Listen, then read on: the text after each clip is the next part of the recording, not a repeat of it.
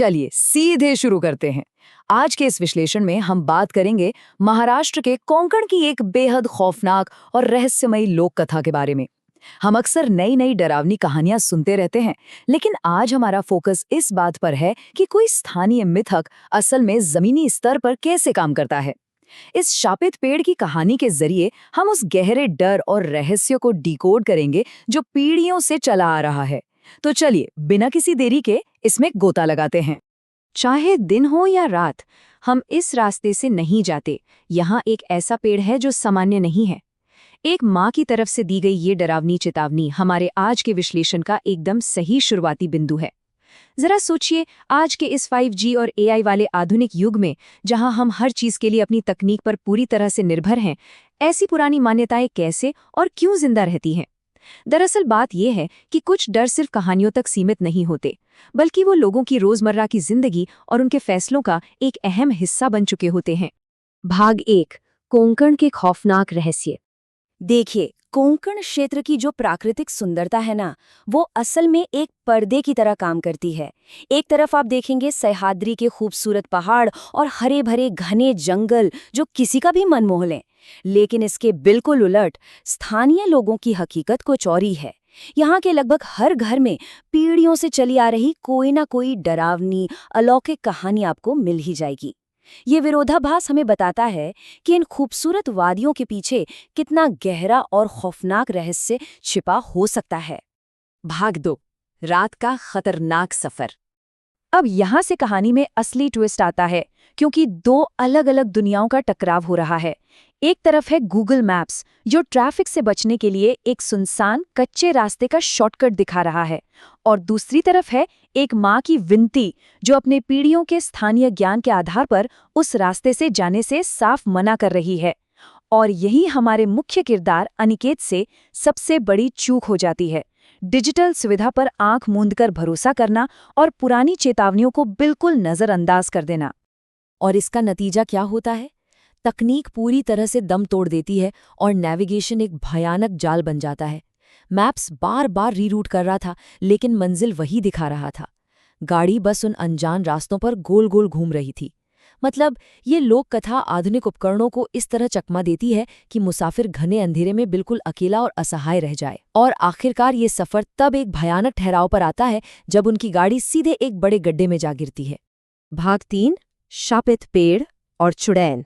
गाड़ी फंसने के बाद अनिकेत मदद खोजने निकलता है और एक ऐसे पेड़ के पास पहुंचता है जो नींबू, मिर्ची और नारियलों से घिरा हुआ है, जो कि काले जादू का एकदम स्पष्ट संकेत है। लेकिन भाई साहब इसे सिर्फ अंधविश्वास मानते हैं और एक नारियल को जोर से लात मार देते हैं। और बस इसके तुरंत बाद अंधेरे में ऊपर पेड़ की डालियों से सीधा उसके चेहरे पर रहस्यमयी तरीके से सिंदूर गिरता है।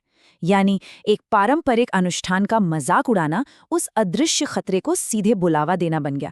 टेंशन अब कदम दर कदम बढ़ने लगी थी।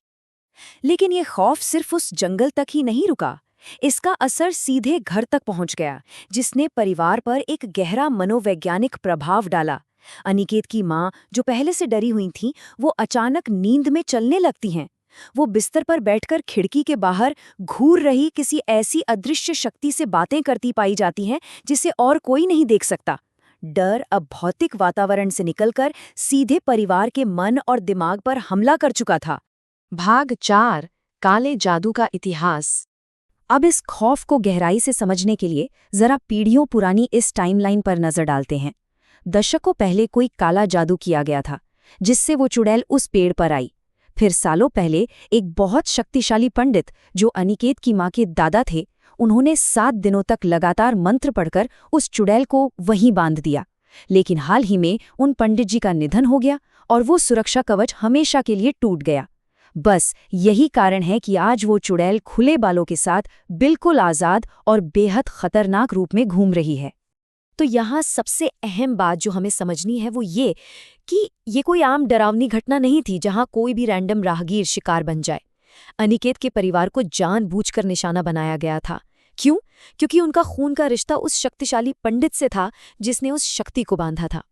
जब पंडित जी का निधन हुआ और परिवार पहली बार उस इलाके के करीब गया, तो उस शक्ति ने उस वंश को फौरन पहचान लिया। और बिल्कुल यही असली वजह थी कि माँ अचानक उस रहस्यमय सम्मोहन में चली गई थीं।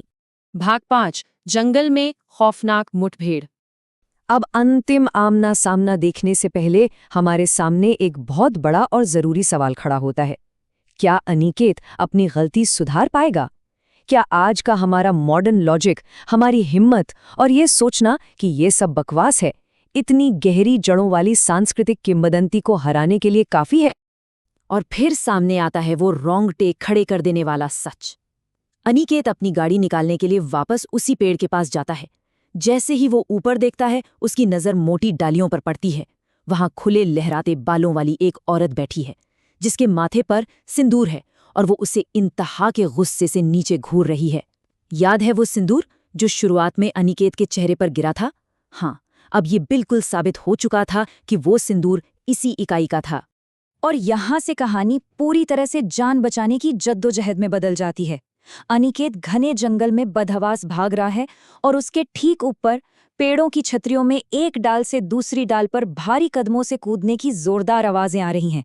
जो इकाई अब तक सिर्फ एक मनोवैज्ञानिक डर लग रही थी, वो अब एक बहुत ही भयानक, भारी और लगातार पीछा करने वाली शारीरिक वास्तविकता बन चुकी थी। भागते भागते तनाव अब अपनी पूर्ण सीमा पर आ जाता है। पूरे जंगल के सन्नाटे में एक बेहद डरावनी और शैतानी हंसी गूंज उठती है। अनिकेत ठोकर खाकर जमीन पर गिर पड़ता है और वो चुड़ैल तेजी से पेड़ से नीचे उतरने लगती है।